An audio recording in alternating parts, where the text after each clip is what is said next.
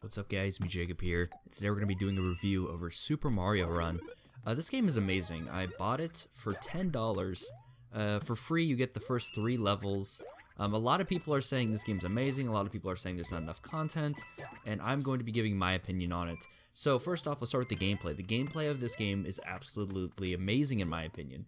It captures what a Mario game is while keeping it's like a simple Mario level design, but it still keeps that core Mario gameplay, which is really incredible to me, that they can still keep that and find a happy balance between not an infinite runner per se, but a runner iOS game and a Mario game. The game, it's very intricate. It has very intricate gameplay. You can do many things through one short level, which is kind of cool. They add a bunch of coin challenges and stuff as the game progresses, and they get more and more difficult as time goes on. It's really cool. It's really interesting to see this in a Mario game. Next up, the story.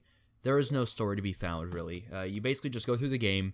You got Bowser, you got, whatever. It's just your run-of-the-mill Mario game. There isn't much of a story there. You're just trying to save Peach, basically, throughout the whole game, which is okay. It's a mobile game. It's meant to be fun. Just pick it up, play it, which is fine. Next up, we got an interesting little thing they added, which is like build mode, I'd call it. You basically have a little area when you're not playing your tour mode or your rally mode. You have a little area to build things. You can build toadstool castles. You can build a lot of these things by using or having a certain number of toadstools, a certain number of toads. And you get these toads through another mode called rally mode. Rally mode is an online game mode where you can collect these toads, and rally mode is okay. It's all right. It's kind of the same levels over and over and just like repeats the same thing. And it's kind of like there's certain levels that don't really work well in rally mode either, I've found out. And sometimes the AI you're going up against, I don't even know if it's AI. They say it's like a ghost of another person and how they completed the level.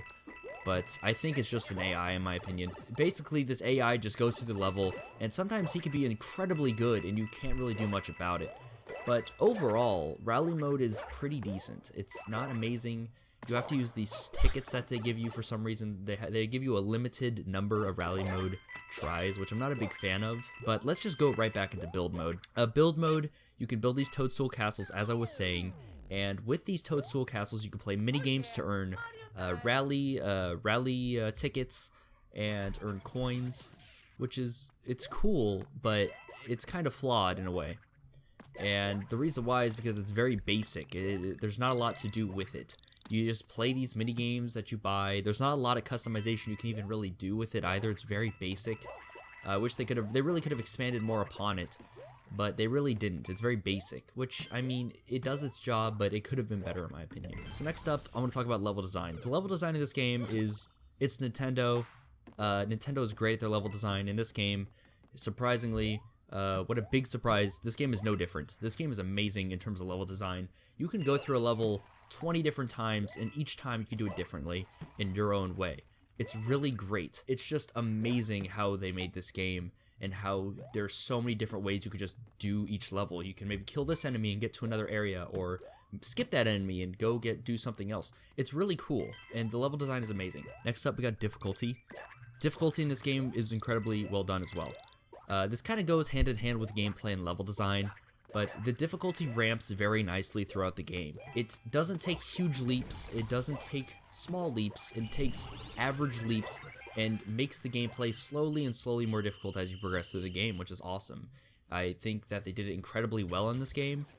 The game is not stupidly difficult, but the difficulty ramps very nicely as time goes on throughout the game. It works very well, and it is done very well. Props to Nintendo. It doesn't take huge huge leaps in difficulty at random times, which is awesome. The price of this game is $10. If you get the free version, you get the first 3 levels. The first 3 levels will probably last you about 20 minutes, I'd say. And that's about it, really, which kind of sucks. I really wish that they would have made this game maybe $5. $10 is pretty steep for the amount of levels they're giving you, but I will say this, The $10 price tag, I'd say, is worth it if you have the money to spend. If you don't have the money to spend, don't get it. Don't bother, okay? Maybe play the first, like, 3 levels for a while, and if you really want to make that leap, then spend that $10. But I spent the $10 because I had a little bit of extra money to spend, and I've got to admit, it was pretty much worth it. If you're a big Mario fan, if you're a big Mario enthusiast, you're going to go through all the levels, you're going to play a ton of rally mode, you'll probably get your money out of it. But that being said, it's fairly steep and it's fairly pricey. I think if Nintendo made it $5, it would be much more fair. But I do think that the other levels after this, after those first 3 levels, are just as well done as those first 3, if not, or way more betterly done. Betterly? Is betterly a word? Way more betterly done than the first 3 levels. And that's awesome. Props to Nintendo for not just making you spend $10, and then the levels after where you spend that $10 are kind of crap. They're actually amazing, and they're just as well done as those first 3 levels, which is awesome. So that's gonna be it. In my opinion, is it worth spending the $10? If you're a big Nintendo Mario fan, absolutely. If you're not a huge fan, you're a little bit like shaky, play through the first 3 levels. Once you do that, maybe go for the pink coins, maybe go for the purple coins, maybe go for the challenges. And then once you do that, then you can sit down and be like, should I buy this? If you're not tight on money, go for it. But overall, I think the price is a little bit steep. I think the gameplay is really well done. And I think the game is overall a great game. Just a little bit pricey. But overall, I think I'd give this game like an 8 or 9 out of 10. The game just works well, it plays well, it feels great, and Nintendo did an amazing job with it. Props to Nintendo. For making a great mobile game. There's not many out there like it on the market. So I'll see you guys later. Like, comment, subscribe, and peace out.